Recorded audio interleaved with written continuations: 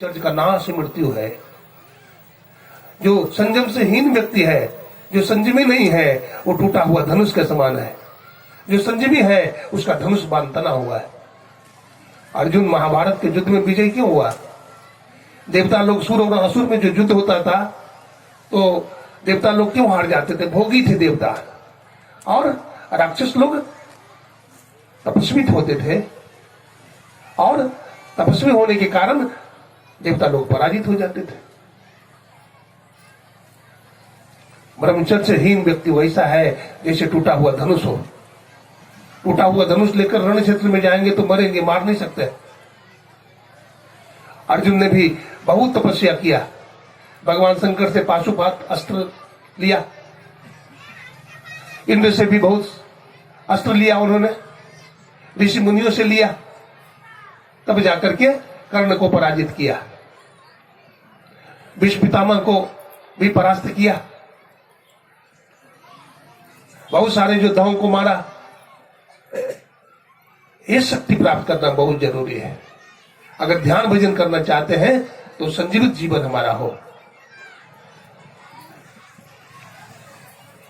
बिंदु ध्यान, हमारे गुरु महाराज कहते हैं, प्रथम ही धारो गुरु को ध्यान, हो सुरति निर्मल हो बिंदु ज्ञान, दो नयन बीच सन्मुख देख, एक बिंदु मिले दृष्टि दो रेख। प्रथम ही धारो गुरु को ध्यान, पहले गुरु का ध्यान करना चाहिए। अब दो नयन बीच सन्मुख देख, ध्यान करना चाहिए। शरीर गर्दन मस्तक को सीधा करके, बिल्कुल सीधा होकर के बैठना चाहिए। हम लोग ध्यान करते हैं, कुछ देर बैठते हैं, फिर झुक जाते हैं, फिर आलस्य प्रमाद आने लगता है, फिर झुक जाते हैं। झुकिए नहीं, सीधा होकर के बैठे। सीधा होकर बैठने में बड़ी पावर है, आप शक्ति को प्राप्त होते हैं। एक राजा था, वो किसी राजा पर चढ़ाई करता था तो देखता था कि बैठता कैसे है। जो झुक करके बैठता था उसी पर आक्रमण बोलता था, धावा बोलता था और पराजित कर लेता था। लेकिन जो टाइट बैठ होता था, जो सीधा होकर के बैठता था, उस पर आक्रमण नहीं करता था, क्योंकि सीधा होकर के बैठता है इसका मतलब मजबूत व्यक्ति है, बलवान व्यक्ति है। तो सीधा होकर के बैठना चाहिए। जब सीधा होकर के बैठते हैं तो हमारा मन सुषुम्ना में बैठता है। पीड़ा नाड़ी है, पिंगला नाड़ी है, तमोगुनी है, रजोगुनी है, लेकिन सुषुम्ना सतोगुनी नाड़ी है। उस नाड़ी में सुषुम्नायाम यदा योगी क्षणैकमपि तिष्ठति, सुषुम्नायाम यदा योगी क्षणार्धमपि तिष्ठति, सुषुम्नायाम यदा योगी लीयते क्षीर निर्वत। सुषुम्ना में जब योगी एक क्षण ठहरता है, सुषुम्ना में जब योगी आधा क्षण ठहरता है, सुषुम्ना में जब योगी दूध और पानी की तरह मिल जाता है, विद्यते तदा ग्रंथिस छिद्यन्ते सर्व संशया, तब क्या होता है, उसके सारे संशयों का नाश हो जाता है। गोस्वामी जी लिखते हैं, उग्र ही विमल विलोचन ही के, मिटहि दोष दुख भव रजनी के, और सुजत राम चरित बनि मानिक, गुपुत प्रकट जब जय जय खानिक, यथा सुवंजन आंध्र दिगा, साधक सिद्ध सुजान, कौतुक देख शैलबन भूतल घोर निधन। दृष्टि योग की साधना एक प्रकाश की साधना है। अनेक किस्म का प्रकाश देखता है साधक, और प्रकाश को जब देखता है,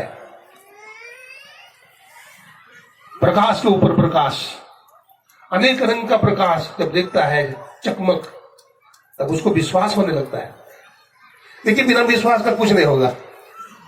गोस्वामी जी लिखते हैं, बिन विश्वास भगति नहीं, तहीं बिन द्रवहीन राम, राम कृपा बिनु सपने ही, जीवन लही विश्राम। बिना विश्वास की भक्ति नहीं होती है। इसलिए श्रद्धावान लभते ज्ञानम, हम गुरु में विश्वास करें, ईश्वर में विश्वास करें, धर्म में विश्वास करें, अपने आप में विश्वास करें, सब में विश्वास करें। लेकिन अगर अपने आप में विश्वास नहीं करें तो बात बनने वाली नहीं है। इसलिए अपने में भी विश्वास करें, अपने को कमजोर ना समझें। आप दुनिया के महानतम व्यक्ति में से एक हो। आप महानतम व्यक्तियों में एक सितारा हो। सर्वपल्ली राधाकृष्णन ने कहा था, nothing can be politically right which is morally wrong. जो नैतिकता के दृष्टिकोण से उचित नहीं है वो राजनीति के दृष्टिकोण से भी सही नहीं हो सकता है। तो नैतिकता यही है कि हम अध्यात्म के मार्ग पर चले, हम अध्यात्म के मार्ग पर चले, हम गुरु के मार्ग पर चले, हम अंतर्मार्गी बने। जो अंतर्मार्गी बनता है उसमें सहनशीलता ज्यादा होती है। जो अंतर्मार्गी होता है वो दयालु होता है। जो अंतर्मार्गी होता है वो अपना रोटी छोड़ करके अपना रोटी दूसरे को खिला सकता है। अंतर्मार्गी व्यक्ति ही देशभक्त होता है। अंतर्मार्गी व्यक्ति ही दुनिया में बड़ा बड़ा काम करता है। इसलिए अंदर में चले, आध्यात्मिक ऊर्जा को हम क्या करें, प्राप्त करें। संत पलटू ने कहा, बिंदु में तह नाद बोले रहने दो बस सुहावनम। बिंदु से नाद प्रकट होता है। बिंदु ध्यान करते करते अनहद नाद भी सुनाई पड़ने लगती है। अनहद नाद मतलब न हद इति अनहद, बहुत तरह का शब्द होता है। कल भी एक व्यक्ति आए थे, आज भी आए थे, वो नाद अनुसंधान की क्रिया करते हैं। अरे सत्संगी में भी बहुत अच्छे अच्छे सत्संगी हैं, वो महात्मा है। ऐसा न समझे धोती कुर्ता पहने हुए है तो, फुल पैंट शर्ट पहने हुए, इसका मतलब बहुत लोग बढ़िया ढंग से ध्यान करते हैं और उन पर गुरु महाराज की बड़ी कृपा होती है। उन पर गुरु महाराज की बड़ी कृपा होती है जो ध्यान करते हैं।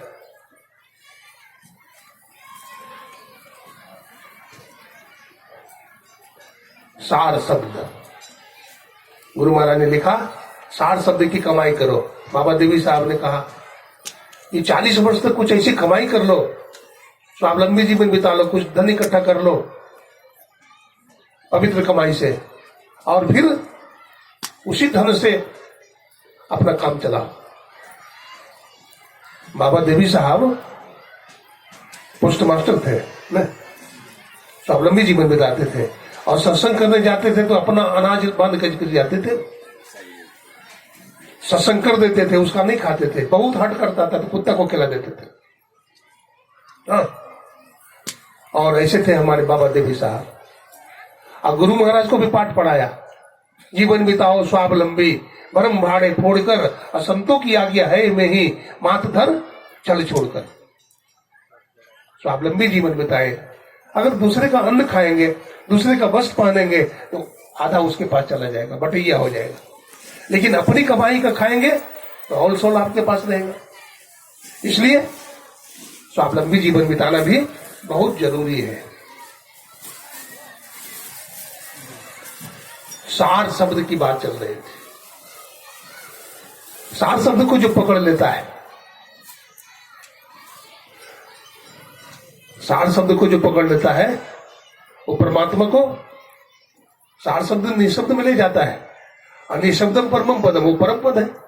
भगवान कृष्ण कहते हैं, न तद्भासयते सूर्यो न शशांको न पावकः यद् गत्वा न निवर्तन्ते तद्धामम परमम मम। वो भगवान का परम धाम है। अभी एक माता जी आई थी, बोल रही थी, बाबा हमारा पेट में देखिए ना गोला है, 6 महीना हो गया है बाबा, मैं बहुत गरीब हूं, मैं इलाज कैसे कराऊं। मैंने कहा देखो अल्ट्रासाउंड करवाओ, अल्ट्रासाउंड करवाओ, जो भी बीमारी होगी ना निकल जाएगा।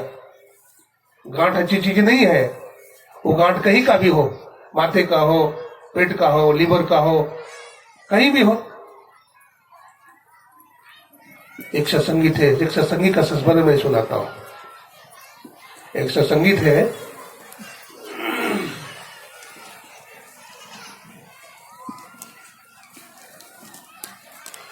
पूर्णिया जिला के रहने वाले थे, राजधाम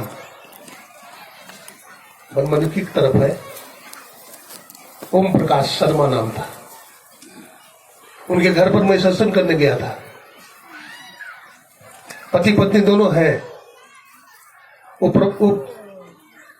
प्रकरण सुनाते सुनाते वो प्रसंग सुनाते सुनाते रोने लगे। बोले बाबा देखिए ना, हम दोनों की शादी हुई, और शादी हुई ना उसी समय से हम दोनों ने कुछ विचार करके नियम बनाया कि हम लोगों को दीक्षा ले लेना चाहिए और कुछ भजन भी करना चाहिए। ये शादी विवाह से केवल क्या होगा? शादी विवाह संतान की प्राप्ति, इसे तो मोक्ष मिलना नहीं है, इसे तो दुख जाना नहीं है। दुख तो समाप्त होगा ईश्वर की भक्ति करने से। इसलिए हम लोगों को भजन करना चाहिए, गुरु की खोज करनी चाहिए। बाबा हम लोग चले गए कुप्पा घाट, और कुप्पा घाट में महर्षि मही परमन जी महाराज से हम लोग दीक्षा ले लिए और नियम बना लिए कि साल में एक बार गुरुद्वारा जाना है। अब बताइए कितने लोग हैं जो गुरुद्वारा जाते हैं? हाथ उठाइएगा, कितने लोग गुरुद्वारा जाते हैं? बोलिए तो। हाँ भाई, एक दो बस। ना ना, हम संतुष्ट नहीं है। गुरुद्वारा जरूर जाइए। अरे गुरुद्वारा नहीं जाते तो जमद्वारा तो जाएंगे, है? गुरुद्वारा जरूर जाइए, वहां जाने से बड़ा लाभ मिलेगा आपको। अरे ज्ञान वैराग्य के धूल उड़ते हैं वहां। आज उस गुफा में जाइए जिसमें गुरु महाराज ध्यान करते थे। वहां पर गुरु महाराज का वो तस्वीर लगी हुई है जिसमें गुरु महाराज की हड्डियां दिख रही है।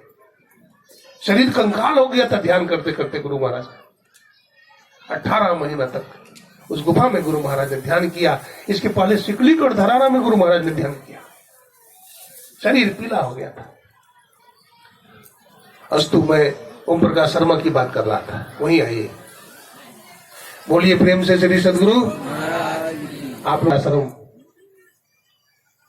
साल में एक बार जाते थे और 3 दिन ठहरते थे। 3 दिन सत्संग किया, उसके बाद पति पत्नी चलने की तैयारी करने लगे तो गुरु महाराज का दर्शन करने गए। गुरु महाराज को प्रणाम किया। गुरु महाराज को प्रणाम किया तो गुरु महाराज ने कहा, जा रहे हो आप लोग? बोला जी आज जाएंगे हुजूर, तो भोजन करके जाना। तो भोजन करके गुरु महाराज को प्रणाम करके जाने लगे तो ओम प्रकाश शर्मा की पत्नी का नाम राधाबाई, तो राधाबाई रोने लगी। गुरु महाराज के पैर पकड़ कर रोने लगे तो गुरुदेव ने पूछा, बेटी क्या बात है, क्यों रोती हो? तो गुरुदेव पेट में दर्द रहता है। तो गुरु महाराज ने कहा, ओम प्रकाश बाबू अल्ट्रासाउंड करवा दीजिए। अल्ट्रासाउंड हुआ, उसमें कैंसर आया, एक बहुत बड़ा फोड़ा हो गया था। तो कहा कि डॉक्टर ने कहा कि ऑपरेशन होगा इसका। कई डॉक्टर तो इनकार कर दिया कि ऑपरेशन नहीं करूंगा, कैंसर जो है 4th स्टेज में चला गया है। अब 4th स्टेज में चले जाने का मतलब है कि मृत्यु। एक डॉक्टर ने रिस्क ले लिया, बोला ठीक है मैं ऑपरेशन करूंगा, कल ले आइएगा। देखिए ओम प्रकाश शर्मा कुछ पैसा के इंतजाम में निकल गए, पड़ोसी के पास गए। उनकी पत्नी सोई हुई थी, उनका बेटा का नाम पप्पू था। अपना बेटा पप्पू से कहा, बेटा मां के पास ही रहना। तो दीवार पर गुरु महाराज की तस्वीर लगी हुई थी। पेट में जो दर्द हुई ना जोर से, तो जोर से चिल्लाती है, गुरुदेव बचाइए, गुरुदेव बचाइए। तो फोटो जो लगी हुई थी वो हिलने लगी, ऐसे ऐसे। जब फोटो हिलने लगी, अब गुरु महाराज साक्षात दर्शन दे रहे हैं।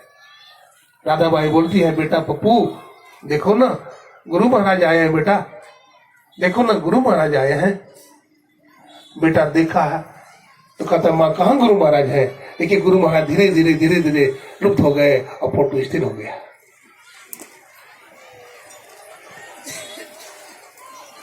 गुरु भी प्रकट हो जाते। गुरु गुरु में करो पुकारा, और सदगुरु साहब सुनो हमारा, गुरु भी प्रकट हो जाते हैं। मंत्र बहुत जपेंगे तो गुरु प्रकट भी हो जाते हैं। अंग संग हर वक्त रहता, प्रकट हो आता नहीं, हो रहे है रान सागिल, जल्द दिखलाता नहीं। नैनों के तारे चश्म रोशन, क्यों नजर आते नहीं, रूह रोशन आत्मभूषण क्यों धरे जाते हैं। रूह मने क्या होता है? बोलिए, रूह मने क्या होता है? बोलिए, रूह मने आत्मा। ये प्रकाश को भी रूह कहा गया है। अरे प्रकाश रूप और शब्द रूप ही तो आत्मा है, और क्या है? प्रकाश, प्रकाश के बाद शब्द है ना, शब्द के बाद निशब्द, निशब्द ही परमात्मा, परमात्मा ही आत्मा। बात तो वही है। तो